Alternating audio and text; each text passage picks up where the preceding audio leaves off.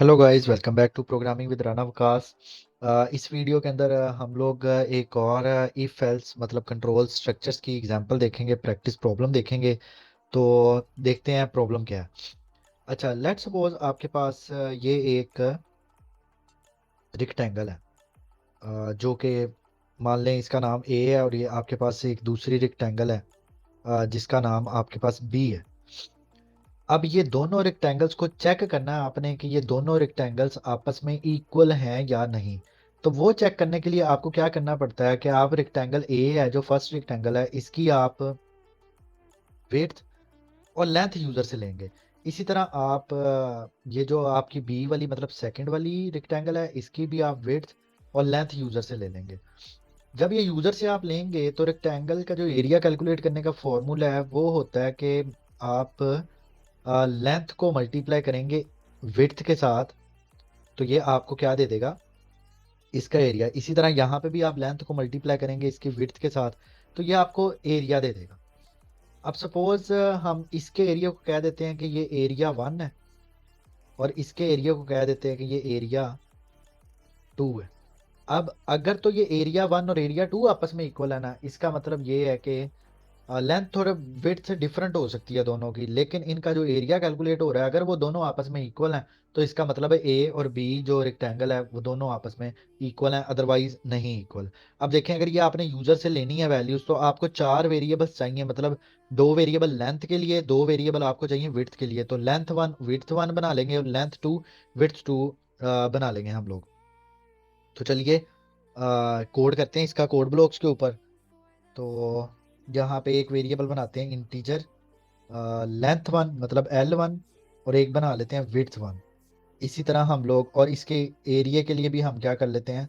अच्छा, अब ये पॉइंट में भी वैल्यू आ सकती है, तो आप इसको क्या कर लोगे, फ्लोट कर लोगे। इसी तरह फ्लोट दूसरा आपके पास बन जाएगा लेंथ 2 और विड्थ 2।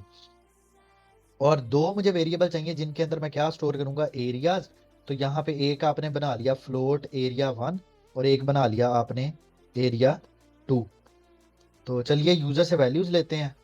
पहले किसके लिए लेते हैं, फॉर रेक्टेंगल ए। इसके लिए पहले वैल्यू ले लेते हैं एंड एल और सी आउट। इसके लिए जो लेंथ है वो क्या है, सी इन L1 में इनपुट करवा लें। इसी तरह सी आउट, और यहाँ पे हम कहते हैं विड्थ इसकी, और विड्थ के लिए सी इन कर लेते हैं W1 को।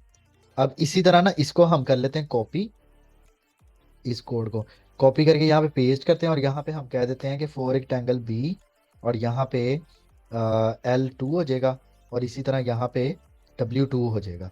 अच्छा, ये वैल्यूज तो आ गई हैं आपके पास। अब आपने एरियाज कैलकुलेट करना है, तो एरिया 1 इज इक्वल टू क्या होएगा कि लेंथ 1 मल्टीप्लाई बाय विड्थ 1। इसी तरह एरिया 2 आपके पास क्या निकलेगा, लेंथ 2 मल्टीप्लाई बाय विड्थ 2। अच्छा, ये निकला है आपके पास। अब यहाँ पे आप कंडीशन लगाएंगे कि इफ, अगर तो एरिया 1 डबल इक्वल किसके है, एरिया 2 के, तो यहाँ पे आप सी आउट कर देंगे कि A and B rectangle are equal.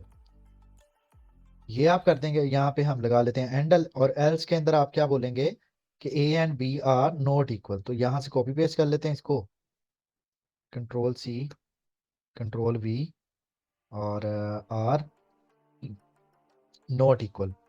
तो चलिए इसको चला के देखते हैं। तो रेक्टेंगल ए के लिए हम दे देते हैं लेंथ, कितनी दे देते हैं, लेंथ देते हैं आप इसको 5, और विड्थ इसको दे दें 2.5।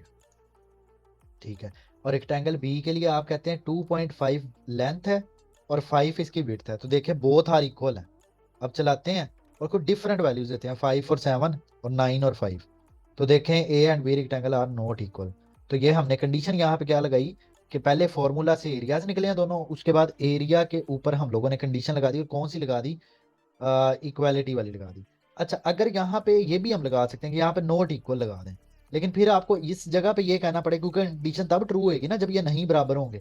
तो फिर यहाँ पे ऊपर इफ के अंदर आपको नॉट इक्वल कहना पड़ेगा, और यहाँ पे आपको इक्वल कहना पड़ेगा। तो चलाते हैं इसको, और इसको वैल्यू दी 5, 9, 2 और 7। तो देखें नॉट इक्वल, ये नहीं इक्वल। ठीक है। तो मिलते हैं नेक्स्ट वीडियो के अंदर एक नए प्रॉब्लम के साथ। तब तक के लिए अल्लाह हाफिज, टेक केयर।